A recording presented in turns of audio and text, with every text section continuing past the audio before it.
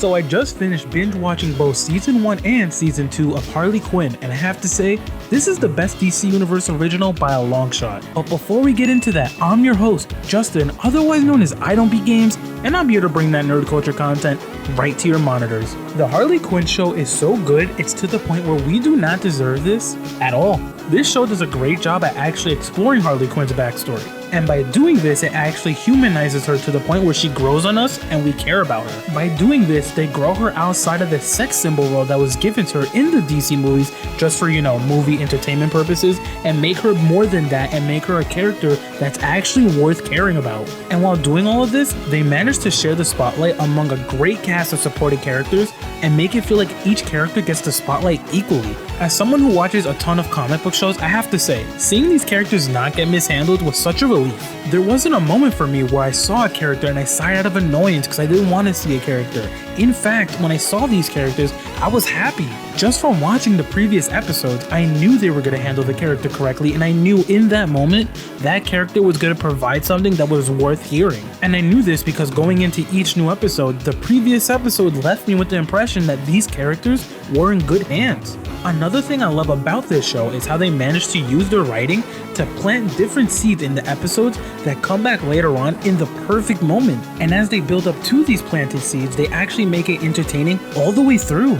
I don't know how they do it. They manage to build up to all of these amazing jokes that are perfectly written and they land perfectly if you get them. Another great thing about this show is the fact that they don't have to rely on the Joker or Batman to make this show entertaining.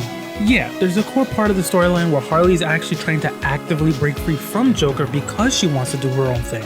And yes, that should sound familiar if you watch Birds of Prey because of the fact that was actually the core storyline for that movie. But going back to this show, they do a great job with this storyline without having to lean on the fact that they can use Joker. In fact, they do a great job at actually making the storyline interesting by using the friendship of Harley Quinn and Poison Ivy. Speaking of Poison Ivy, I have to say I loved her character. Poison Ivy cares so much about Harley, and she's basically Harley's constant reminder of yo, you deserve better and you need to realize that. And despite how hard-headed Harley can be, because I'm gonna be honest, Harley Quinn's one hell of a hard-headed character, she still cares about Harley. She's still telling her Harley, you need to tell yourself that you deserve better, even though I keep telling you this. And through the growing pains of this friendship, we actually get to see Harley become a character that legitimately thinks for herself. And this is important because of the fact that most popular iterations of Harley don't show her thinking for herself. Of course, we can all pinpoint and say, yeah, well, they did it in Birds of Prey.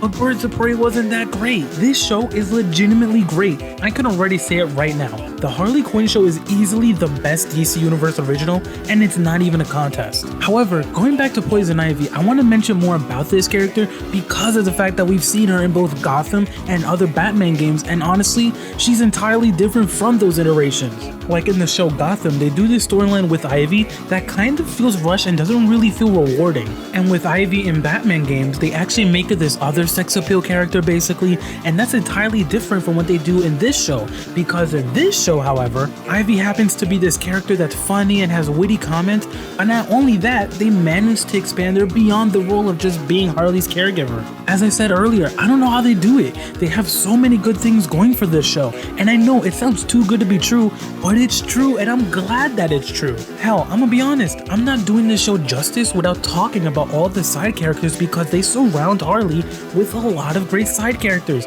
such as King Shark, such as Dr. Psycho, and more importantly, such as Clayface. And I mean this because of the fact that Clayface literally stands above the rest of the side characters. Clayface literally stands above the rest of the characters simply because he's the funniest character of this show. Because of the fact that Clayface is literally made out of clay, they mold him into whatever they want him to be. His whole backstory is that he wants to be this actor and he wants to be famous and all of this nonsense, but all they end up doing is molding him into these different situations, and they end up playing around with this character enough to make him be all these different roles and all these different parts that he has to play to get these characters such as Harley, such as King Shark, and such as Poison Ivy out of whatever nonsense situation they're in.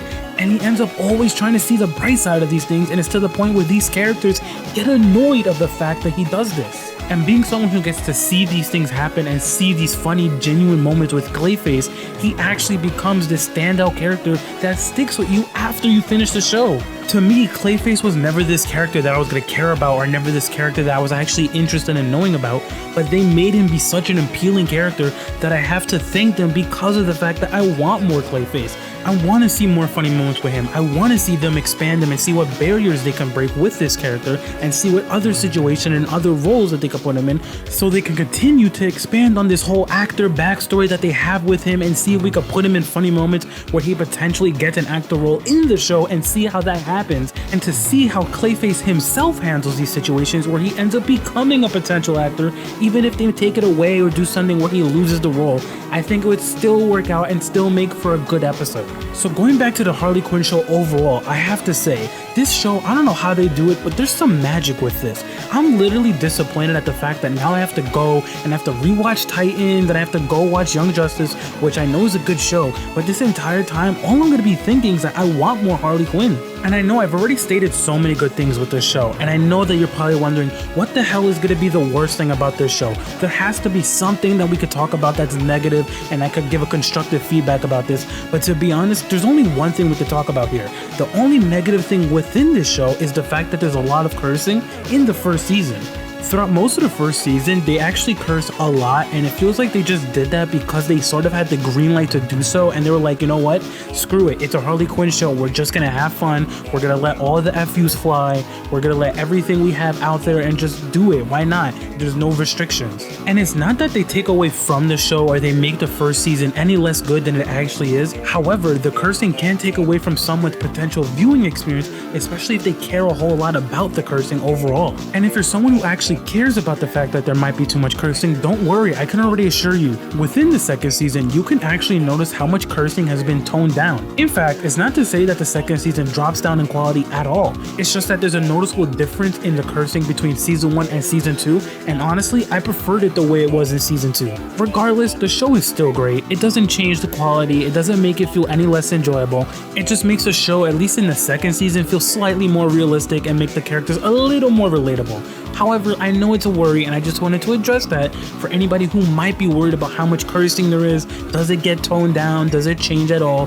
And I simply just wanted to give you guys a heads up so you at least knew what you were getting yourselves into when it came to this show and when it came to the cursing. So now that we're getting towards the end of the video, I think it's time to say where Harley Quinn stands compared to the rest of the DC Universe originals. And it's easy. Harley Quinn, it's on top. It's the best show so far. It is easily #1, and it's a landslide. After that, for me, it's Stargirl, and then it's Doom Patrol, and then it's Swamp Thing. And I know, we still have 2 different shows up, which is DC's Titans and Young Justice Outsiders. So who knows, maybe the rankings might get shaken up after these next 2 videos. Maybe things might drop down, maybe something might rise up. Who knows? But all I know is you're gonna have to wait to find out and see what happens with the rankings after those 2 videos drop. If you haven't still realized it yet, you need to watch Harley Quinn. But until then, I'm your host, Justin, otherwise known as IDontBeatGames, and I'm always here to bring that nerd culture content right to your monitors. If you enjoyed this video, hit that sub button. If you really like this video, leave a like. If you want to talk about the other shows or talk about Harley Quinn, leave a comment below. And if you haven't yet, hit that notification bell. Get notified when my videos drop instantly. As always, keep it real with peace, love, and positivity, and I'll see y'all next video.